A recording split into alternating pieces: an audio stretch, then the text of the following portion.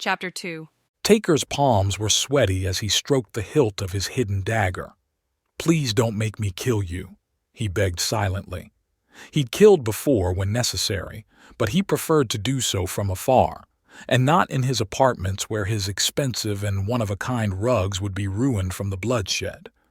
But Kaimon might not give you a choice. The younger man paced, eyes flashing with anger. "How could you let them send for Saura?" Arrogant prick. How can he possibly think that he can be Car to his people when he can't even control his temper? And yet, helping Kaimon to steal the throne would be better for the Elementus. And for you. Taker took a deep breath, trying to sound calm and wise as he wiped his palms on his long crimson robes. "It wasn't my choice." "But you could have stopped it." Kaimon glared, daring his advisor to challenge him. "Perhaps." "Are you double-crossing me, old man?" Kaimon stalked toward him, no longer a foolish youth, but an aggressive male. He weighed far less than Taker, and yet his entire body was like a well-crafted weapon, not quite thin, but toned to the point that his every movement sent muscles rippling. Fear spiked through Taker's chest as he slid his hand back to the hidden blade. "No, I am not double-crossing you. How can you even ask me that when I helped you kill my own brother? I simply realized that we could use this to our advantage." Just the thought of handing Kaimon the small black bottle of puffery poison still brought bile rising in the back of his throat. But it was necessary. My brother would have stopped at nothing to save his son and discover the truth about the small blue planet. We'd be trapped in space forever. Kaimon stood just above him. "And how can bringing my rival's beautiful mate-to-be do anything but remind the people of their missing car?" Even though Taker's heart raced, he plastered a confident smile across his face. "Because when my niece comes, already in the throes of her mating frenzy, a male will need to claim her. You can claim her.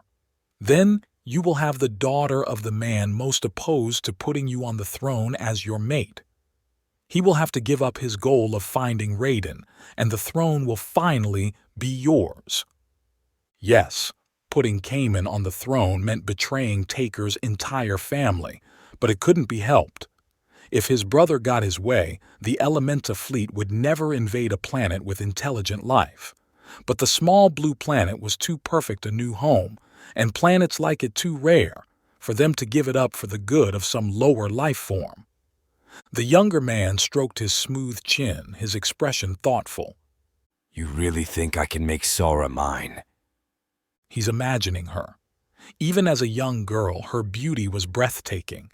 His greed and desire will cloud him of all rational thought. "Yes," Taker said, leaning back. "Let her come, and before we reach the blue planet, she will be yours." "But if she still holds her father's beliefs, she will want us to bypass the blue planet and continue this awful voyage to the next livable planet, which could take decades, and is exactly what we're fighting against." Taker laughed. "Once you have her in your bed, do you doubt your ability to tame her wild ways?" The younger man stood up straighter. "She will be on her knees, begging for my cock before her beer-ute is over. I will destroy her loyalties to Raiden and her father, and before the month is out, we will purge the blue planet of its dominant species and take it as our own home planet." Taker turned away to hide his skeptical expression. "I certainly hope he's as good in bed as he thinks, because if Saura is still the rebellious young woman I remember, she won't make this easy for him."